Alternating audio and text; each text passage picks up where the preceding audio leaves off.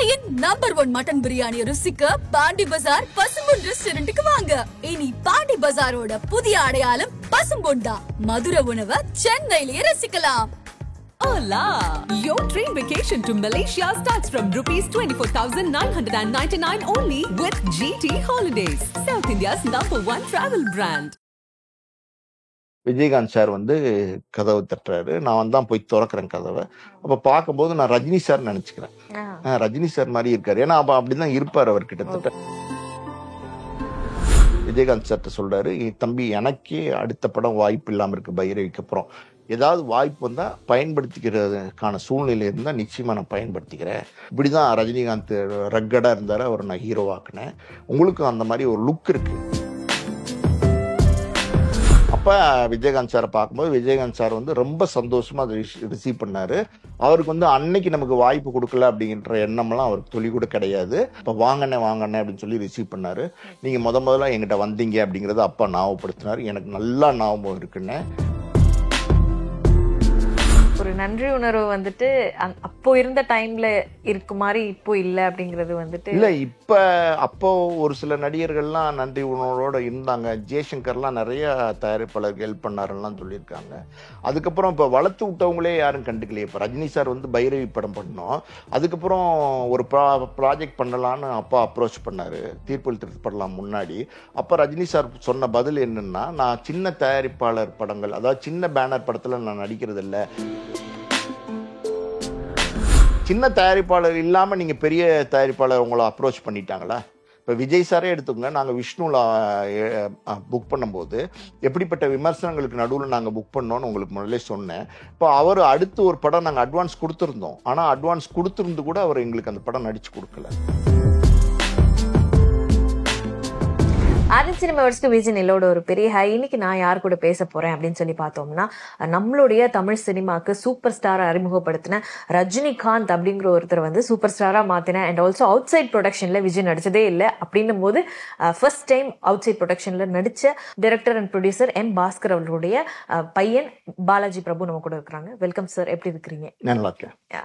Vijayakanth sir, சொல்லுங்க. ஏன்னா திரை உலகமே வந்து கொண்டாடின ஒரு மனுஷர் வந்து அரசியலும் சரி, நல்ல மனசுலயும் சரி, எல்லாத்துலயுமே வந்து ரொம்ப எல்லாராலையுமே வந்து செலிப்ரேட் பண்ண ஒரு மனுஷர். பட் ஆனா அவருடைய ஸ்டார்டிங் கெரியர் வந்துட்டு உங்க அப்பா கிட்ட இருந்து ஆரம்பிக்கணும்னு நினைச்சுதான் வந்தாங்க ஒரு சிபாரிசு லெட்டரோட அப்படின்னு கேட்டபோது. அண்ட் ஆல்சோ அந்த டைம்ல நீங்க படம் பண்ணல அப்படின்னு நிறைய இடத்துல சொல்லியிருந்தாலும், அண்ட் அதுக்கப்புறமா நீங்க அவர்கிட்ட போய் மீட் பண்ணி இப்போ வந்து நாங்க உங்க கூட வந்து ஒரு படம் பண்ணணும்னு நினைக்கிறோம் அப்படின்னும் போது நிறைய பேர் வந்து நான் உன்னை தேடி வந்தேன், நீ எனக்கு படம் கொடுக்குற இதுல இல்ல, ஆர் ஏதோ ஒரு இடத்துல இல்ல, இப்ப நான் பெரிய ஆள் ஆயிட்டேன், இப்ப நான் உனக்கு படம் கொடுக்கணுமா அப்படின்ற மாதிரியான ஒரு நினைப்பு வந்து இருக்கலாம், அந்த காலகட்டத்துல இருந்திருக்கலாம் நிறைய பேர்கிட்ட. அப்படின்னும் போது கேப்டன் விஜயகாந்த் நீங்க வந்து அப்ரோச் பண்றீங்க, என்ன நடந்தது அந்த இடத்துல? இல்லை, எங்கள் பெரியப்பா சங்கரபாண்டியன்னு லீடிங் அட்வொகேட்டாக மதுரையில் இருந்தாங்க. இப்போ காலம் ஆயிட்டாங்க. ஏடிஎம்கே கட்சி ஆரம்பிக்கும் போது எம்ஜிஆர் சாரோட கூட இருந்தாங்க. அப்போ வந்து ஃபஸ்ட்டு லா செக்ரட்டரி எல்லாம் அவங்க தான் இருந்தாங்க. இன்னொரு விஷயம் என்னென்னா, முக்கியமான தகவல் என்னன்னா, ரெட்டலை சின்னத்தை செலக்ட் பண்ணி கொடுத்ததே எங்கள் பெரியப்பா தான் எம்ஜிஆர் சாருக்கு. எம்ஜிஆர் சாரும் அது ஓகே பண்ணாங்க. அது இன்னும் முக்கியமான காரணம் எங்கள் பெரியப்பா சங்கரபாண்டியன் சார் தான் ரெட்டைலை சின்னமே முதல்ல ஏடிஎம்கேக்கு செலக்ட் பண்ணி கொடுத்தது. அந்த கிரெடிட் அவருக்கு இன்னைக்கும் உண்டு. பட் நிறைய விஷயங்கள் வெளியில தெரியாமே போயிடுச்சு. அவருடைய நேபரா வந்து விஜயகாந்த் சார் மதுரையில இருந்திருக்காரு. விஜயகாந்த் சாரோட ஃபாதரும் வந்து காங்கிரஸ்ல ஏதோ ஒரு பெரிய போஸ்ட்ல இருந்திருக்காரு. அப்பாக்கும் பெரியப்பாக்கும் விஜயகாந்த் சாரோட ஃபாதருக்கும் பெரியப்பாக்கும் நல்ல பரிச்சயம் உண்டு. அந்த பரிச்சயத்தில் விஜயகாந்த் சார் வந்து டைரக்டர் எம் பாஸ்கர் உங்களோட தம்பி அப்படின்னு சொல்கிறாங்க, எனக்கு ஒரு சிபாரிசு கடிதம் கொடுங்க. அப்போல்லாம் பார்த்தீங்கன்னா சிபாரிசு கடிதம் வாங்கிட்டு வருவாங்க. எப்போவுமே வந்து ஒருத்தவங்க வராங்கன்னா கடிதம் வாங்கிட்டு வரும். இப்போல்லாம் அதெல்லாம் நின்று போச்சு, ஃபோன் பண்ணி சொல்லிடுறாங்க. அந்த மாதிரி சிபாரிசு கடிதம் ஒன்று கொடுங்கன்னு, உங்களுக்கு கொடுக்காம என்ன தம்பி நான் தரேன், நீங்கள் போய் தம்பியை பாருங்க அப்படின்னு சொல்லிட்டு ஒரு லெட்டர் எழுதி கொடுக்குறாரு தன் கைப்பட. இந்த மாதிரி கொண்டு வரவர் விஜயராஜ்னு நினைக்கிறேன் அவர் பேர். அவர் நடிக்கிறதுக்கு ஆர்வமாக இருக்காரு, உங்கள் படத்தில் எதுலையாவது பயன்படுத்திக்கிறதுக்கு வாய்ப்பு இருந்தால் பயன்படுத்திக்குங்க அப்படிங்கிற மாதிரி எழுதி கொடுத்து விட்றாரு. விஜயகாந்த் சார் வந்து ஒரு சண்டேயா அப்படின்னு நினைக்கிறேன் நான், ஏன்னா நான் வீட்டில் இருந்தோம், ஒரு 8:30 மணி வாக்கில் அப்பா வந்து நியூஸ் பேப்பர் படிச்சுட்டு இருந்தாரு. விஜயகாந்த் சார் வந்து கதவை தட்டுறாரு. நான் தான் போய் திறக்கிறேன் கதவை. அப்போ பார்க்கும்போது நான் ரஜினி சார் நினச்சிக்கிறேன். ரஜினி சார் மாதிரி இருக்காரு, ஏன்னா அப்போ அப்படிதான் இருப்பார் அவர் கிட்டத்தட்ட. நான் அப்பாட்ட வந்து சொல்றேன் ரஜினி சார் வந்திருக்காரு அப்படின்னு சொல்றேன். அப்போ அப்பா சொல்றாரு ரஜினி சார் இதுக்கிட்ட இங்கே வராரு அப்படின்னு சொல்லிட்டு வெளியில வந்து பார்க்குறாரு. பார்த்தா யார் தம்பி நீங்க அப்படின்னு கேட்குறாரு. சார் இந்த மாதிரி சங்கரபாண்டியன் உங்க பிரதர் வந்து எனக்கு லெட்டர் கொடுத்துருக்காரு சார், அண்ணன் கொடுத்துருக்காரு அப்படின்னு சொன்னோன்னே, அப்படியா வாங்க தம்பி உட்காருங்கன்னு சொல்லி ரிசீவ் பண்ணி பேசுறாரு. லெட்டரை பிரித்து படிச்சு பார்க்குறாரு. அப்போ விஜயகாந்த் சார்ட்ட அப்பா சொல்றாரு, பைரவிக்கு அப்புறம் சூளம் எடுக்கிறதுக்கு முன்னாடி அந்த இடைப்பட்ட காலம், அப்போ வந்து விஜயகாந்த் சார்ட்ட சொல்றாரு, தம்பி எனக்கே அடுத்த படம் வாய்ப்பு இல்லாமல் இருக்கு பைரவிக்கு அப்புறம், ஏதாவது வாய்ப்பு வந்தால் பயன்படுத்திக்கிறதுக்கான சூழ்நிலை இருந்தால் நிச்சயமாக நான் பயன்படுத்திக்கிறேன். ஆனால் நீங்கள் வந்து ஒரு சினிமாவில் நடிக்கிறதுக்கான எல்லா விதமான குவாலிட்டிஸும் உங்ககிட்ட இருக்கு, ஹைட்டு, வெயிட்டு, பர்ஃபார்மன்ஸ், லுக் எல்லாமே நல்லா இருக்கு. இப்படி தான் ரஜினிகாந்த் ரக்கடாக இருந்தார், அவர் நான் ஹீரோவாக்குனேன். உங்களுக்கும் அந்த மாதிரி ஒரு லுக் இருக்கு, அது சவுத் இண்டியன் லுக் வந்து பிளாக் லுக் வந்து ஒரு சவுத் இண்டியன் லுக்கு, நீங்க நிச்சயமா நல்லா வருவீங்க அப்படின்னு சொல்லி விஷ் பண்ணி அனுப்பிச்சாரு. அதுக்கப்புறம் விஜயகாந்த் சார் தேங்க்யூ, சரிண்ணே பரவாயில்ல, ஏதாவது சந்தர்ப்பத்தில் வந்து நான் மீட் பண்றேன் அப்படின்னு சொல்லிட்டு கிளம்பி போயிட்டாரு. அதுக்கப்புறம் வந்து சட்டத்தின் திறப்புலான்னு ஒரு படம் கார்த்திக் சார் வச்சு பண்ணோம். அதுக்கு அடுத்து ஒரு படம் வந்து சந்தன காட்டுன்னு நடிச்சிட்டு இருக்காரு, மணிவண்ணன் டைரக்ஷன்ல, மணிவண்ணன் சாரோட ப்ரொடக்ஷன் அந்த படம். அப்போ விஜயகாந்த் சாரை நானும் அப்பாவும் போய் பார்க்குறோம். இன்னொரு படம் எங்களுக்கு ஒரு படம் பண்ண சொல்லி, அப்ப விஜயகாந்த் சாரை பார்க்கும்போது விஜயகாந்த் சார் வந்து ரொம்ப சந்தோஷமா அதை ரிசீவ் பண்ணாரு. அவருக்கு வந்து அன்னைக்கு நமக்கு வாய்ப்பு கொடுக்கல அப்படிங்கிற எண்ணம்லாம் அவருக்கு துளி கூட கிடையாது.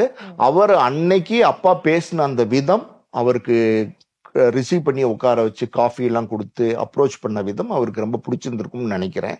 இப்போ வாங்கண்ணே அப்படின்னு சொல்லி ரிசீவ் பண்ணாரு. நீங்க முதல்ல எங்கிட்ட வந்தீங்க அப்படிங்கறத அப்பா ஞாபகப்படுத்தினாரு. எனக்கு நல்லா ஞாபகம் இருக்குண்ணே, உட்காருங்கண்ணே, சொல்லுங்கண்ணே என்ன விஷயம்ண்ணே அப்படின்னு சொல்றாரு. இப்போ அப்பா சொல்றாரு ஒரு படம் பண்ணணும் சேர்ந்து, தாராளமா நம்ம பண்ணலாம், நீங்க அட்வான்ஸ் கொண்டு வந்து கொடுங்க, வேற எதுவுமே பேசிக்கல, எவ்வளவு சீக்கிரம் உங்களுக்கு டேட்ஸ் கொடுக்க முடியுமோ கொடுத்து நான் வந்து கோஆப்ரேட் பண்றேன், அட்வான்ஸ் கொண்டு வந்து கொடுங்கன்னு சொல்றாரு. அதுக்கப்புறம் பாத்தீங்கன்னா லஞ்ச் டைம் ஆயிடுது. பேசிட்டே இருக்கும்போது சாப்பிட்டு தான் போகணும் அப்படின்னு சொல்லி ரொம்ப கம்பல் பண்றாரு.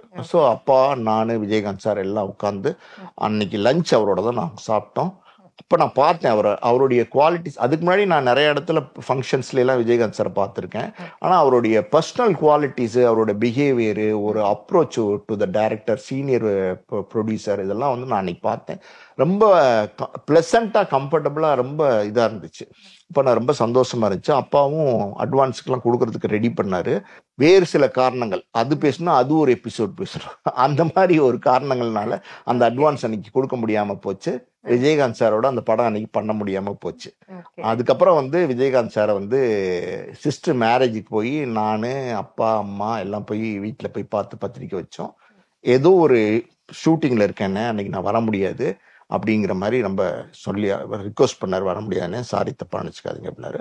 அது ஒரு சந்திப்பு. அதுக்கப்புறம் எனக்கு ஒரு வருத்தம், பர்சனலாக ஒரு வருத்தம் என்னன்னா, இவ்வளோ பெரிய ஸ்டாராக இருந்தவர், நடிகர் சங்க தலைவராக இருந்தார், ஒரு கட்சி தலைவராக இருந்தார், எல்லாம் இருந்தார். அவருடைய கடைசி பயணம், அதாவது மரணத்துக்கு அப்புறம் அந்த அஞ்சலி செலுத்துறதுக்கு நிறைய பேர், நடிகர்கள், டைரக்டர்கள், தயாரிப்பாளர்கள் எல்லாம் நிறைய பேர் வந்து கலந்துக்கலைங்கிறது என்னுடைய வருத்தம். அது பர்சனல் வருத்தம். ஆனால் மக்கள் வந்து தன்னுடைய கண்ணீர் அஞ்சலியை கோடான கோடி மக்கள் வந்து செலுத்தினாங்க. மக்களுக்கு விஜயகாந்த் சார் மேலே எவ்வளோ அஃபெக்ஷன் இருக்குங்கிறது அதன் மூலமாக வெளிப்பட்டுச்சு. ஆனால் சினிமா இண்டஸ்ட்ரியில் இருக்கிறவங்க மேக்சிமமான நடிகர்கள்லாம் வந்து அந்த அஞ்சலியை செலுத்தலை. அதுக்கு என்ன காரணம்னு எனக்கு தெரியல. ஆனால் இப்படி தான் எல்லா இடத்துலையும் நடந்துக்கிறாங்க. அது தப்பு. இந்த மாதிரி பெரிய நடிகர்லாம் இறக்கும்போது எல்லாரும் வந்து ரெஸ்பெக்ட் பண்ணணும். சீனியர் ஆர்டிஸ்ட், நடிகர் சங்கத்துக்கு தலைவராக இருந்தவர், ரெஸ்பெக்ட் பண்ணணும். ஓகே, ஒரு நன்றி உணர்வு வந்துட்டு அப்போ இருந்த டைம்ல இருக்கு மாதிரி இப்போ இல்லை அப்படிங்கிறது வந்துட்டு இல்லை. அப்போ ஒரு சில நடிகர்கள்லாம் நன்றி உணர்வோட இருந்தாங்க. ஜெய்சங்கர்லாம் நிறைய தயாரிப்பாளருக்கு ஹெல்ப் பண்ணாருலாம் சொல்லியிருக்காங்க. அதுக்கப்புறம் இப்போ வளர்த்து விட்டவங்களே யாரும் கண்டுக்கலையே. இப்போ ரஜினி சார் வந்து பைரவி படம் பண்ணோம், அதுக்கப்புறம் ஒரு ப்ராஜெக்ட் பண்ணலான்னு அப்பா அப்ரோச் பண்ணாரு, தீர்ப்பு திருத்தப்படலாம் முன்னாடி. அப்போ ரஜினி சார் சொன்ன பதில் என்னன்னா, நான் சின்ன தயாரிப்பாளர் படங்கள், அதாவது சின்ன பேனர் படத்தில் நான் நடிக்கிறது இல்லை, வெறும் பெரிய பேனர் படத்தில் மட்டும்தான் நடிக்கிறேன் அப்படின்னு சொன்னார் அப்பா கிட்ட. ஒரு பாலிசி வச்சிருக்கேன்னு சொன்னார். ஓகே ரைட், பாலிசி இருக்கட்டும். ஆனால் அந்த சின்ன தயாரிப்பாளர் இல்லாமல் நீங்கள் பெரிய தயாரிப்பாளர் உங்களை அப்ரோச் பண்ணிட்டாங்களா? இப்போ விஜய் சாரே எடுத்துக்கோங்க, நாங்கள் விஷ்ணுல புக் பண்ணும்போது எப்படிப்பட்ட விமர்சனங்களுக்கு நடுவில் நாங்கள் புக் பண்ணோன்னு உங்களுக்கு முதல்ல சொன்னேன். இப்போ அவர் அடுத்து ஒரு படம் நாங்கள் அட்வான்ஸ் கொடுத்துருந்தோம். ஆனால் அட்வான்ஸ் கொடுத்துருந்து கூட அவர் எங்களுக்கு அந்த படம் நடிச்சு கொடுக்கல. அதாவது வந்து நாங்கள் வந்து அவங்க கிட்ட போய் வீடு வாங்கி கொடுங்க, வாசல் வாங்கி கொடுங்க, பணம் முடிப்பு கொடுங்க இப்படிலாம் கேட்கல. தொழில் ரீதியாச்சு இதே தொழிலில் நம்ம ப்ரொடியூசராக இருக்கோம், இதே தொழிலில் நீங்கள் நடிகராக இருக்கீங்க. ஒரு காலத்தில் எங்களுடைய ஏணியை பிடிச்சி தான் நீங்கள் மேலே உயரத்துக்கு போயிருக்கீங்க. அந்த நடிகர்கள் வந்து திரும்பி அந்த ப்ரொடியூசரையோ டைரக்டரையோ நினச்சி பார்க்கணும் நன்றியோட. அவங்களுக்கு தான் முதல்ல படம் பண்ணி கொடுக்கணும். இப்போ ரஜினி சார் நியாயமாக பார்த்தா அந்த தயாரிப்பாளர், பைரவி தயாரிப்பாளர், பைரவி இயக்குனருக்கு ஒரு படம் பண்ணி கொடுத்துருக்கணும். நீங்க வீடு வாங்கி கொடுக்கறதுனால எல்லாம் ஒரு பெரிய கிரெடிட் வந்திருக்காது. தொழில் ரீதியா நீங்க சப்போர்ட் பண்ணணும். அப்படிதான் உங்களோட நன்றியை காமிக்கணும். விஜய் சார் எடுத்துக்கோங்க, அவரும் ஒரு படம் எங்களுக்கு பண்ணி கொடுத்துருக்கணும். நாங்கள் 1 லட்ச ரூபா அட்வான்ஸ் கூட கொடுத்துருந்தோம். நான் ஓப்பனா சொல்றேன். ஆனா பண்ணல. அவருக்கு அன்னைக்கு நாங்க இருந்தோம், அன்னைக்கு நாங்க தேவைப்பட்டோம். அதுக்கப்புறம் பாத்தீங்கன்னா பெரிய பெரிய ப்ரொடியூசர்ஸ் வர ஆரம்பிச்சிட்டாங்க. பேரெல்லாம் நான் சொல்ல விரும்பல. அவங்களுடைய பேனர்ல நடிக்கிறாரு, போய் உனக்குங்கிறாரு, காதலுக்கு மரியாதைங்கிறாரு. காதலுக்கு மரியாதை வந்ததுக்கு அப்புறம் இந்த மாதிரி சின்ன தயாரிப்பாளர், சின்ன இயக்குனரோட மரியாதை எல்லாம் போயிடுச்சு. அது வரைக்கும் எங்களை எல்லாம் மதிச்சுக்கிட்டு தான் இருந்தார். அதுக்கப்புறம் 2013 கூப்பிட்டு ஜிஆர்டியில் ஒரு டின்னர் எல்லாம் கொடுத்தாரு. அதெல்லாம் ஓகே சார், ஒரு டீ கொடுக்கறதுனாலயோ ஒரு டின்னர் கொடுக்கறதுனாலயோ என்ன ஆயிருப்போகுது. நீங்க வந்து உண்மையாலுமே சப்போர்ட் பண்ணணும்னா you have to support business. தொழில் ரீதியா நீங்க சப்போர்ட் பண்ணணும். அந்த தயாரிப்பாளரை நீங்க மேல தூக்கி நிறுத்தணும்.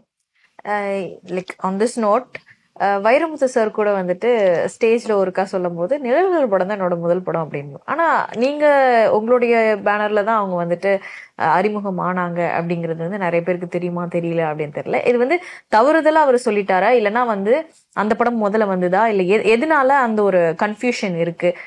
வைரமுத்து சார் வந்து ஆக்சுவலா எந்த படத்துக்கு முதல்ல வந்துட்டு தன்னுடைய எழுத்துக்களை வந்து கொடுத்தாரு?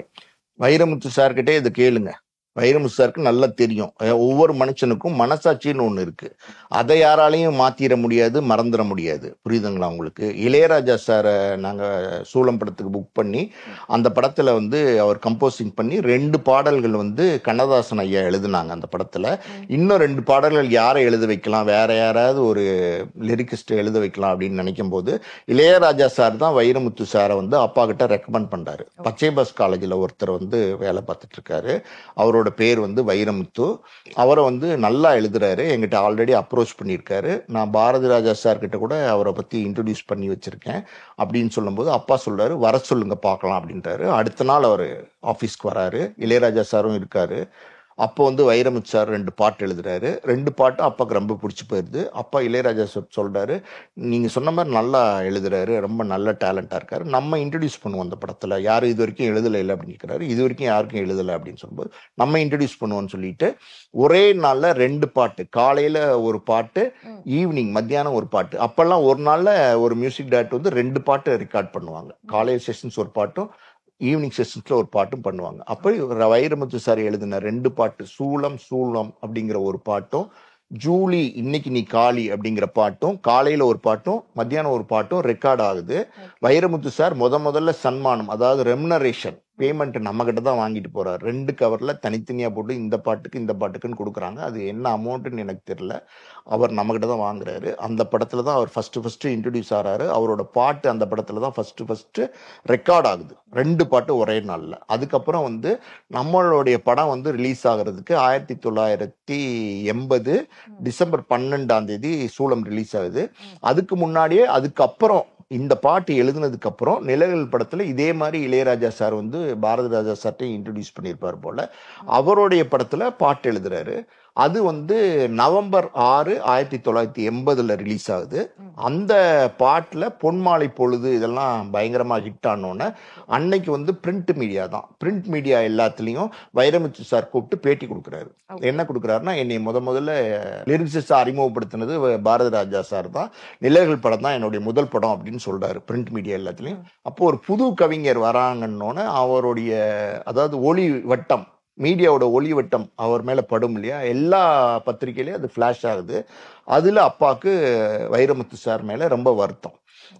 அதனால அடுத்து வந்து அப்பா வந்து வைரமுத்து சாரோட எந்த படத்துலையுமே பணியாற்றல. தன்னுடைய ஆயுள் காலம் மூலம் எந்த படத்துலையுமே பணியாற்றல. அடுத்து வைரமுத்து சார் நம்ம ஆபீஸ்க்கு தீர்ப்பில் திருத்தப்படலாம் எடுக்கும் போது வந்தாரு. மறுபடியும். அப்ப கவிஞர்கள்லாம் என்ன, ஒரு படம் அனௌன்ஸ் பண்ணோன்னே வாய்ப்பு கேட்டு வருவாங்க. இப்போ வாய்ப்பு கேட்டு, சார் நான் முதல் படத்துல நீங்க தான் இன்ட்ரடியூஸ் பண்ணீங்க, நீங்க வந்து எனக்கு இந்த படத்துலயும் பாட்டு கொடுக்கணும், தொடர்ந்து கொடுக்கணும், சப்போர்ட் பண்ணணும் அப்படின்னு சொன்னாரு. அப்ப அப்பா சொன்னாரு, முதல் படத்துல நான் இன்ட்ரடியூஸ் பண்றது தான் நீங்க பிரிண்ட் மீடியால வந்து வேற டைரக்டர் இன்ட்ரடியூஸ் பண்றதா சொன்னீங்க இல்லையா, அதை எப்படி சொன்னீங்க அப்படின்னு கேட்டார் நேரடியாவே. இல்லை சார், அது கொஞ்சம் பாப்புலர் ஆயிடுச்சு, முன்னாடி ரிலீஸ் ஆச்சா பின்னாடி ரிலீஸ் ஆச்சான்றதெல்லாம் அப்புறம். இந்த படத்துக்கு தான் முதல்ல எழுதுனேன், இந்த படத்துக்கு தான் முதல்ல ரெக்கார்டிங் ஆச்சு, ஆனா இந்த படம் முன்னாடி வந்துருச்சு அப்படின்னு சொல்லியிருந்தா பரவாயில்ல. மொத்தமாவே ஒரு விஷயத்த மறைச்சிட்டு வேற ஒரு விஷயத்த புட்டப் பண்ணி பேசுறீங்களே, அது எப்படி நியாயமாகும்? என்னோட ஆபீஸ்க்கு நீங்க வந்தா கெஸ்டா வாங்க, உங்களுக்கு காஃபி தர ரிசீவ் பண்றேன், நீங்க நல்ல கவிஞர், அதை நான் மதிக்கிறேன், ஆனா வந்து வாய்ப்பு மட்டும் தர மாட்டேன் அப்படிங்கறத ரொம்ப ஸ்ட்ரிக்டா மறுத்துட்டாரு. அதுக்கப்புறம் எந்த படத்திலையும் வைரமுத்து சார எந்த காலத்திலயுமே பயன்படுத்தவே இல்லை. ஆக்சுவலா இது வந்து சினிமால கொஞ்சம் கராரா இருந்தா நம்மளுடைய வந்துட்டு வண்டி ஓடும் அப்படிங்கிறது ஒரு பக்கம் இருந்தாலும், அந்த ஒரு ஃப்ரெண்ட்ஷிப் அப்படிங்கிறது வந்துட்டு எல்லாரோடையும் மிங்கிள் ஆகி ஒரு விதமான ஒரு சினிமா வந்து நம்ம அழகா கொடுக்கணும் அப்படிங்கிற ஒரு எண்ணம் வந்துட்டு மனசுல இருந்தாலும், அந்த ஒரு ஃப்ரெண்ட்ஷிப் இல்லாத ஒரு காரணத்தினால, நம்ம ஸ்ட்ரெயிட் ஃபார்வர்டா இருக்கிறதுனால ஏதோ ஒரு இடத்துல எல்லாமே தடைபட்டு போயிட்டு கடைசியில நம்ம மட்டும் தனியா நிக்கிற மாதிரியான ஒரு இடம் வந்து இருக்கும் இல்லையா? அது என்னைக்காவது உங்களுக்கு அந்த மாதிரி நடந்ததுக்கா, இல்லைன்னா அந்த மாதிரி ஏதாவது ஃபீல் பண்ணிருக்கீங்க? இல்ல, தனியா நின்னது அப்படின்னு சொல்ல முடியாது. அப்பாவை பொறுத்த வரைக்கும் என்னன்னா, அவர் வந்து ஒரு ஒன் மேன் ஷோ. சரி, அதை கதை, திரைக்கதை, வசனம், தயாரிப்பு, டைரக்ஷன், ஆஸ்கார் மூவிஸ் பேனர்ல. இன்னொரு முக்கியமான விஷயம், பைரவிக்கு அப்புறமும் எந்த அவுட் சைட் பேனருக்குமே அப்பா வந்து படம் பண்ணல. ஓகே, யாருக்குமே படம் பண்ணல. அதுக்கு காரணம் என்னன்னா, பைரவிக்கு அப்புறம் டைரக்டரா வாய்ப்பு தேடி அலையும் போது யாரும் நமக்கு டைரக்டரா வாய்ப்பு தரல. நம்ம இனிமே யாருக்கும் பண்ணக்கூடாது, பண்ண வேண்டாம் அப்படின்ற முடிவெடுத்து தான் யாருக்குமே பண்ணல. அதனாலதான் ஆஸ்கார் மூவிஸ்ங்கிற சொந்த தயாரிப்பு நிறுவனத்தை ஆரம்பிச்சு தன்னுடைய டைரக்ஷன், தன்னுடைய படம் அப்படின்னு பண்ணாரு. சிவகுமார் மாதிரியான வெல் பிஹேவ்டு ஆர்டிஸ்ட வச்சு படம் பண்ணும்போது அவருக்கு எந்த பிரச்சனையும் இல்லை. கார்த்திக் மாதிரி பிஹேவியரே டோட்டலாவே எதுவுமே வந்து ரெஸ்பான்ஸ் பண்ண மாட்டாங்க, எதுவுமே இது பண்ண மாட்டாங்கிற மாதிரி ஆர்டிஸ்ட வச்சு பண்ணும்போது அவருக்கு நிறைய டிஃபிகல்டிஸ் இருந்துச்சு. இருந்தாலும் அதெல்லாம் ஓவர் கம் பண்ண வேண்டிய சூழ்நிலை உருவாச்சு. இதுல முக்கியமான ஒரு விஷயம் என்னன்னா, அவர் வந்து யாரையுமே பெரிய டெக்னீஷியன்ஸ்லாம் பயன்படுத்த மாட்டாரு. அவர் வந்து இளையராஜா பீக்ல இருக்கும்போது இளையராஜா வச்சுக்க மாட்டாரு, சங்கர் கணேஷ் மாதிரி ஒரு ஆளை வச்சுப்பாரு, பெரிய கேமராமேன் வச்சுக்க மாட்டாரு, பெரிய எடிட்டர் வச்சுக்க மாட்டாரு, பெரிய ஆர்ட் டைரக்டர் வச்சுக்க மாட்டாரு. ஸ்ரீதர் சார் உங்களுக்கு தெரியும்ல, டைரக்டர், அவர்கிட்ட வந்து 14 இயர்ஸ் அசோசியேட்டா இருந்தவர். அவர்கிட்ட ஒர்க் பண்ணி சினிமானா என்ன, டெக்னிக்கலா என்ன அப்படிங்கறத தரவா படிச்சுட்டு வந்துட்டாரு. அதனால அவர்கிட்ட இந்த ஃபுல் கமாண்ட் இருந்துச்சு. நம்ம எடுக்கிறது, நம்ம பண்றது சரி அப்படின்னு நினைக்கக்கூடிய கேரக்டர், அதே நேரத்துல டெக்னிக்கலாவும் வெல் ஸ்டஃப் உள்ளவர். அந்த கமாண்ட் அவர்கிட்ட இருந்ததுனால அவர் அந்த மாதிரிலாம் அவர் நினைக்கவே இல்லை கடைசி வரைக்கும். ஒன் மேன் ஷோ, யாருக்குமே படம் பண்ணல, யார் பத்தியும் கவலையும் படல. அவருக்கு சினிமால மிலிட்ரி மேன்ங்கிற பேரு, ரொம்ப ஸ்ட்ரிக்ட் அப்படிங்கிற பேரும் இருந்துச்சு. அதெல்லாம் வந்து அதை பத்தியெல்லாம் அவர் கவலைப்படல. நீங்க ஒரு கேள்வி கேட்டீங்க இந்த கேள்வியில, அதனால நிறைய நஷ்டங்கள் தான் ஏற்பட்டுச்சே தவிர இதனால லாபங்கள்லாம் பெருசா ஏற்படல. சம்பாதிச்சாருங்கிறது வேற விஷயம், ஆனா இன்னும் பல மடங்கு சம்பாத்தியம் பண்ணியிருக்கலாம், உயரத்தை அடைஞ்சிருக்கலாம். என்ன பண்ண அவர் அதை விரும்பல. இவ்வளவு போதும், நம்ம நினைச்சது இவ்வளவு போதும் அப்படின்னு தன்னுடைய கட்டுப்பாட்டுக்குள்ள என்ன இருந்துச்சோ அதை மட்டும் அவர் பண்ணார்.